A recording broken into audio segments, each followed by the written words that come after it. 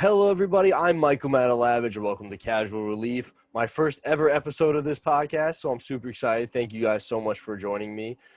Today, just a quick rundown of what we're going to be going over: New York Mets, New York Jets, and then a little bit of the Dynamic Disc Open PDGA disc golf coverage coming to you live, CBS Sports Network. We're going to be talking about that, where you can find it, what it is, and maybe it's something you might want to check out one day. So make sure you stay tuned to the end. So to get it off, just like I said, we're going to start off with the New York Mets. Now, they've had a weird couple of weeks. You know, things have already been a little weird, compacted, I think, to say the least, with the 60-game schedule. Not to mention the fact that the Mets had a player and a coach or personnel test positive for COVID last week.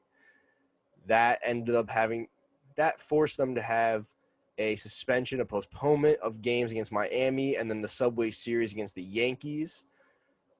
Very disappointing to fans, I know, but I'm glad that, the Mets had only 2 people test positive. Nobody else on any of the further investigation or testing tested positive. So that's, a blessing in its own. And they only missed 1 game. But with that being said, they were looking at 9 games in 6 days. It was going to be tough. It was going to be a sprint. Now, I'm saying it in the past tense because last night's actions changed that. They decided to boycott the game last night against the Marlins. Both the Marlins and the Mets walked off the field. After 42 seconds of silence for Jackie Robinson, they decided to boycott. No matter your feelings on what's happening, I am proud to be a fan of, and I'm proud of what they did and using their platform to speak up. It was already going to be tough, though. Selfishly, as a fan, it was already going to be tough for them to make up all these games in this tight area. But they're going to have to do it even more now, because do they play tonight? I don't know. When do they start playing again, or do they continue to boycott? The problem is the Mets were already going to have a tough time. Their bats have been fatigued. It was going to be hard for them anyway. Not to mention that this team's strength in the past has been starting pitching. It's something that's helped them a lot. It's kept them in games when they shouldn't have been in games. So now you're talking about, all right, going into 9 games in 6 days. It's going to be even more truncated now. We're going to see even more doubleheaders. The Mets team this year is not deep on starting pitching. Dave DeGrom looks as good as ever. I mean, 7 innings to get 14 Ks 2 nights ago is just, it's amazing to watch. But after that, we're in trouble. Steven Matz has looked so poorly they took him out of the starting rotation and moved him to the bullpen, and aren't sure if he's going to start or he's going to stay in the bullpen. Seth Lugo had to come out of the bullpen to start because we've been so bad. We've had injuries. We've had to call up rookies. David Peterson came in and did a good job and then had shoulder inflammation, so he went on the IL. Michael Wacha's been in and out. Rick Porcello's been up and down.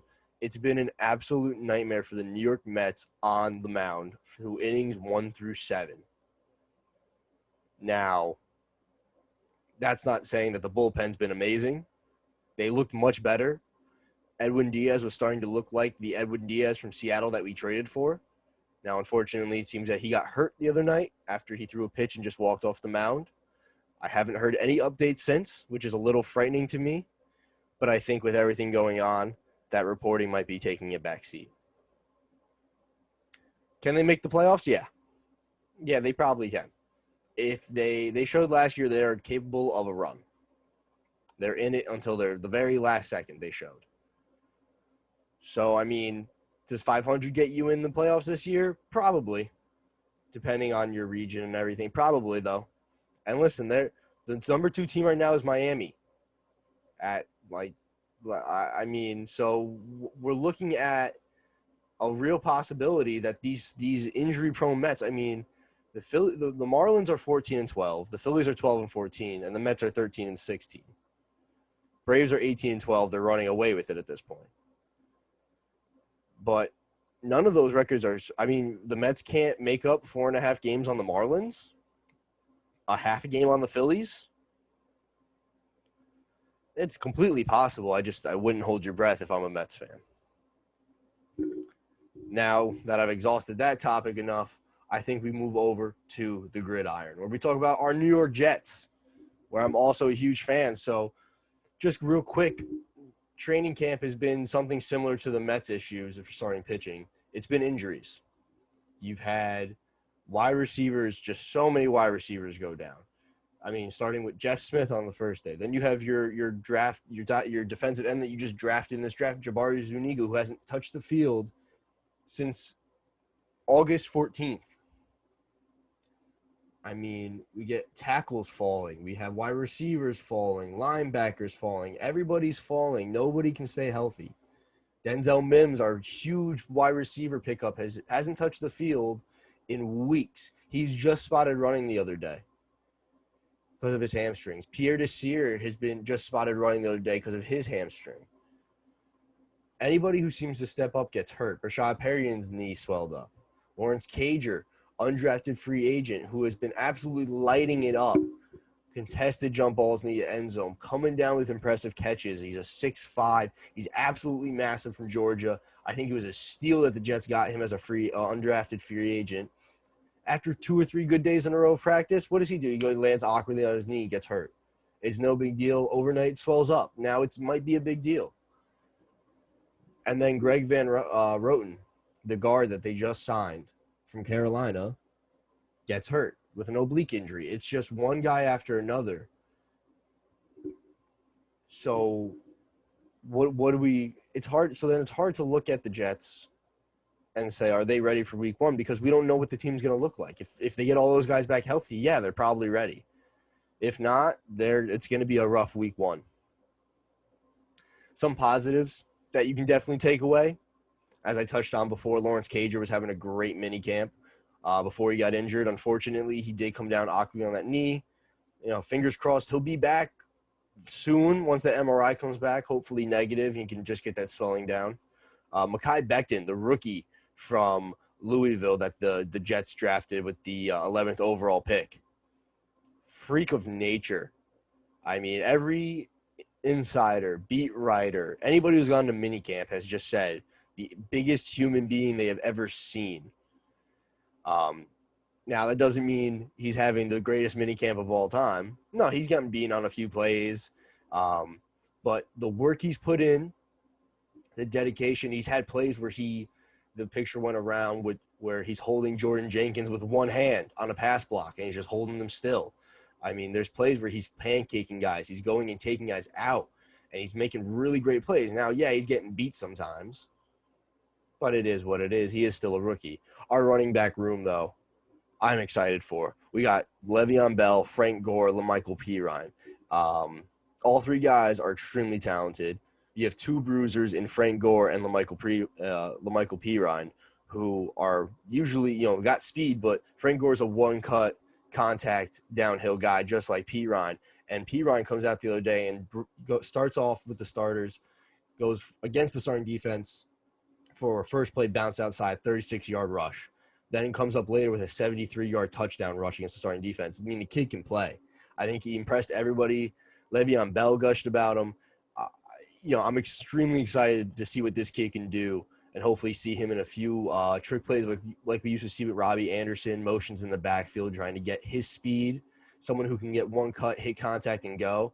Very excited to see the way he plays this year. I think running back's definitely one of our most solid wide positions on the Jets, but Adam Gase has got to use them right. I'm afraid that Adam Gase is going to take touches from Frank Gore and Michael Pirine, keep him away from Le'Veon Bell. So that's something you definitely got to watch out for. So now just to finish up real quick, I'm going to just discuss it because a lot of people don't know what this is, and I think it's something people should know about. Professional disc golf. Yes, it is a thing. Disc golf, what's that? It's a sport where you stand on a tee and you throw it into a basket. It's just like golf, except you use Frisbees instead of clubs and balls. It's been going on since the 70s. Courses are all over the country, all over the world.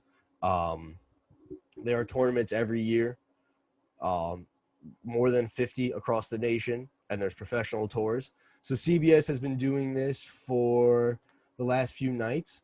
Opening round was on Wednesday, August 26th. Then the second round day was on Thursday, the August 27th. The final round is tonight, Friday, August 28th at 7 p.m. on CBS Sports Network. You can find those. They will all be reran. You can find them on YouTube TV and for streaming on CBS Sports. And then on Saturday at 7 p.m., there's going to be a skins match, which is like a betting style match where instead of stroke play, it's hole play and you win by hole. So, guys, definitely check that out. I mean, it's extremely professionally done, really good coverage, great commentary. If you know the sport and you want to see it on a professional level with some really high-tech, high-quality graphics, definitely check it out. If you've never heard of it and you're curious about what it might be, do it. I mean, check it out, see if it's for you. It's a great sport to play, especially in social distance times. It's great. You can go by yourself, be in the woods, away from everyone. Just guys, keep an open mind about it, especially in this time where we're lacking on sports and everyone's looking for something to do. It can definitely be a good alternative. It's low on cost. It's just my little spiel about it because I'm a huge avid player and I would love to see the sport grow and continue to be on TV in the future. So, guys, definitely go check that out on CBS Sports Network at 7 p.m. tonight and tomorrow night. Please enjoy. And thank you guys so much for watching Casual Relief. I'm your host, Michael Matalavage, and I hope to see you guys next week.